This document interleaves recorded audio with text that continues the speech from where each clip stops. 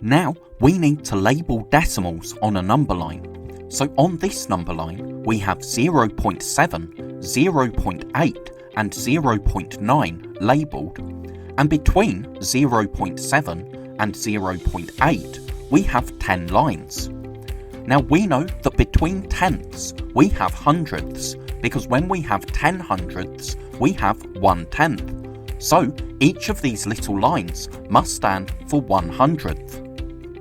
Now what I like to do is to write zeros on the end of our decimals. So instead of 0.7, write 0.70 and do the same, putting a 0 on the end of 0.8 and 0.9.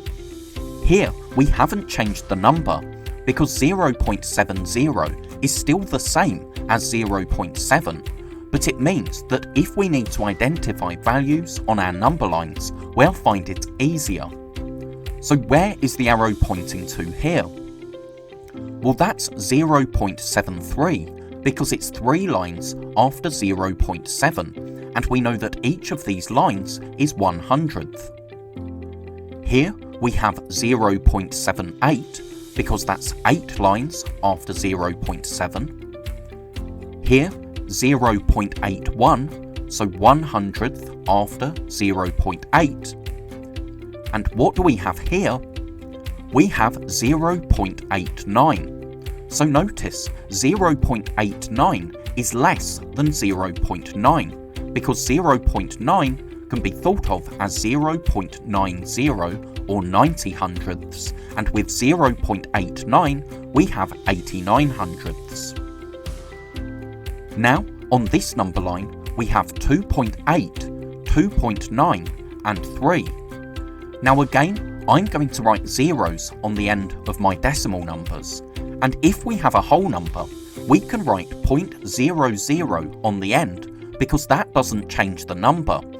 We still have 3 wholes, but now it makes it easier to identify values on our number line.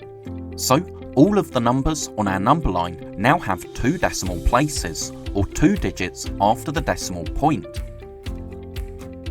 What number is the arrow pointing to here? It's 4 lines after 2.8, so that's 2.84. Now we have 2.89. Here we have 2.94 because it's 4 lines or 4/100ths after 2.9. And here we have 2.97. Now on this number line we have 0 and 1 labelled, and we also have our tenths labelled. Again, we can write zeros on the end of our decimals, and when we have whole numbers, we can write 0.00 on the end, like I've done with 0 and 1. So, what number is the arrow pointing to here? Well, it's between 0 and 0.1, so that's 0.05. And that makes sense, because if you look at the values that we've now written on our number line, 5 is right in the middle of 0 and 10, so 5/100ths is in the middle of 0 and 0.1. So now the arrow is pointing right in the middle of 0.2 and 0.3, so that's 0.25. Here we have 0.55, so right in the middle of 0.5 and 0.6. And finally, here we have 0.85. Now, on this number line, we have 0, 1 and 2 labelled, and we also have 0.5 and 1.5. Now, if we look at 0.5, that comes 5 lines after 0. So we know that each of these little lines must stand for 1/10 or 0.1. Again, we can put zeros on the end of our decimals and 0.00 on the end of our whole numbers, so on the end of 0, 1 and 2. That makes it easier for us to identify where the arrow is pointing. So here, we're right in the middle of 0.3 and 0.4, so that's 0.35.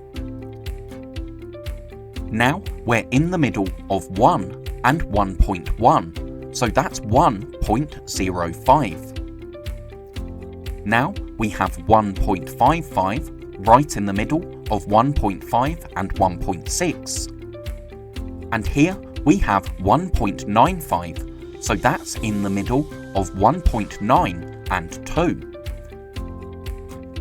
Now we have a number line with tenths labelled, so again we can write zeros on the end of decimals and 0.00 on the end of our whole numbers. That way all of the values on our number line have 2 decimal places. So where is the arrow pointing to here? Well, it's between 0 and 0.1, but it's definitely a lot closer to 0.1. So I would estimate it's at 0.09, or perhaps 0.08, but definitely more than 0.05. Now the arrow is pointing in the middle of 0.3 and 0.4, but I would estimate it's just slightly closer to 0.3, so perhaps 0.34, because remember 0.35 would be right in the middle. Now I would estimate 0.51 because it's just a little bit more than 0.5. And finally, here I would estimate the arrow is pointing to 0.87. Thank you so much for watching. I really hope that was helpful. If you're a teacher or a parent, then please subscribe or go to keystage2maths.com to download resources for this lesson and many more. That's all for now. I'll see you in the next video.